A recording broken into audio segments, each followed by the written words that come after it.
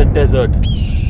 Treacherous, hard, hot, windy, cold, dry, dehydrating, all of that.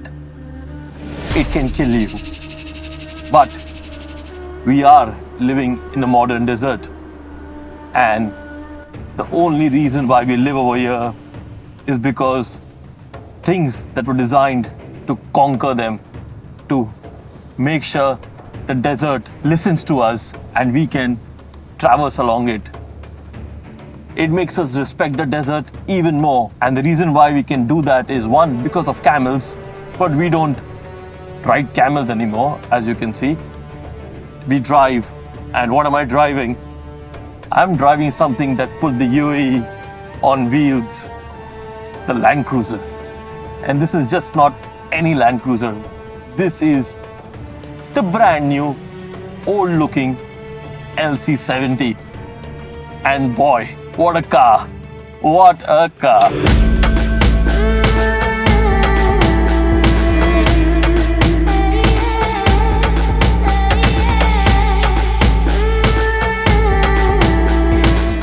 But this is not an old car. This is a brand new car, and Toyota likes to call it the LC70. There are hints of modern touches on a classic design, and I know people here in the Middle East and in the UAE specifically love this kind of styling and touches. So what's new? Well, we have the brand new Toyota badge and auto dimming, auto starting headlights, which is brand new. A new front bumper, new alloy wheel design, and obviously modern tires. This structure is pretty much heritage. That means it takes inspiration from the older cars.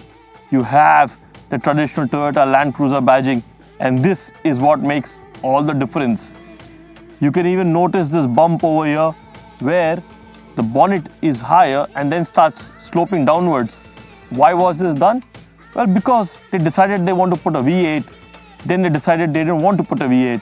So now there is a V6 inside, but they thought they would put a V8 at one point of time. Hence, this entire styling has been done over here. Moving down, as you can see, the door handles. Who notices this nowadays? You can open it with a manual key. So you can do that. Obviously, you have the auto lock or the keyless system, but this is all classic. The way the doors open, close, the seam lines, the chrome plating, the grab handles, all of this is a classic car. And talking about the rear, look at this. As old school as it gets, and you need to lift this lever to open this. Also, when you shut it, shut only the right one before and then the left one, and they have to be pushed. So yeah, this is properly solid. If you like, you can even add a jerry can on the outside for extra fuel, which is, by the way, in a cardboard box inside the car. Now, something more cool to see this side. I'm trying to figure out what these vents are. I've been told by my team that they are sound resonators or sound diffusers, where basically the car makes a lot of sound on the inside and pressure builds up as well. So there's vents on the inside and then there's vents on the outside. So basically that is like a high pressure, low pressure situation. And this is done to manage that. By the way, this is there on both the sides of the car. So if you know what it is, let me know, because I'm still not sure if that's the right answer. But to fill fuel, old school, put the key and then turn it, and then you fill fuel. So this car is properly cool.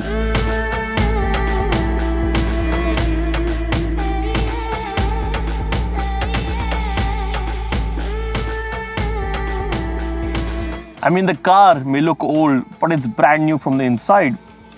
Touchscreen. It has manual AC controls, USB charging, well, USB-C, cigarette lighter, power hall and second start buttons over here, automatic gearbox, and your four-wheel drive controls over here. Mobile phone holder, cup holder, storage. cooler, chiller for your bottle of water, obviously modern seat belts, lane keep assist, cruise control, Bluetooth audio, all of it manageable by this steering wheel, obviously power windows, manual start and stop for the car, for the ignition, and in the storage facility over your glove box, another cooling solution for your stuff. So yes, it's a modern car at the same time. So it's old looking, drives like an old car, but the features are like a modern car. And why does it drive like an old car? I'll tell you that right now.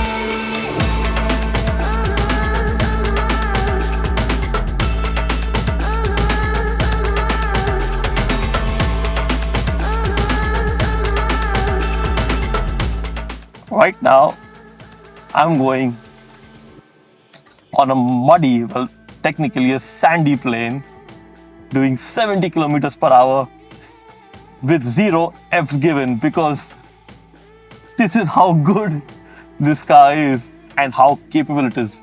This car put the UAE on wheels. It let people traverse the regions, the vastness of the Middle East. And even today, you will see the Land Cruiser in action with military vehicles, commercial vehicles, farmers, Bedouins, and so many other applications. This just shows how bulletproof it is, how versatile it is, and how capable an off-roading vehicle it is. It's simplicity at its best. I'm having so much fun driving this.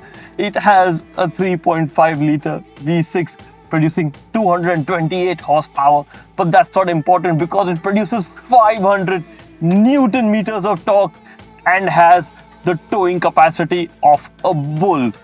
It has obviously 4-wheel drive systems with differential lock, all manual. So you can adjust which ratios you want to be in, what kind of differential lock you want on at that point of time, and switch on and switch off your traction control as well. So it's all manual. You really need to know your off-roading stuff before you decide to go off-roading in this car, because if you get stuck, there's no computer coming to your rescue, just your own personal intelligence. And obviously, you know, like I said, it can tow stuff too. It has leaf spring suspensions, and the steering wheel is like an old school truck. So yes, there's a lot of play, but that's what makes it so effective in an off-roading situation, and that's what makes it so good when you decide to tackle those tricky dunes, which I'm about to do now, and pray to God I don't get stuck. Proper solid car. So yes, if you're planning to get a Land Cruiser LC70, go get an off-roading license first, learn how to manage this car, and go definitely get one, because we are in the UAE, we are in the Middle East, and where else can you have this kind of fun with this kind of car? And then go get yourself an LC70. The 3-door version is priced at 169 odd thousand, whereas the 4-door version, like I'm driving, or the 5-door version, like you want to call it, is 179,000 dirhams. And it's a blast to drive. Thank you for watching the Cornea impression, and I'll see you guys once I'm done dune bashing with another car.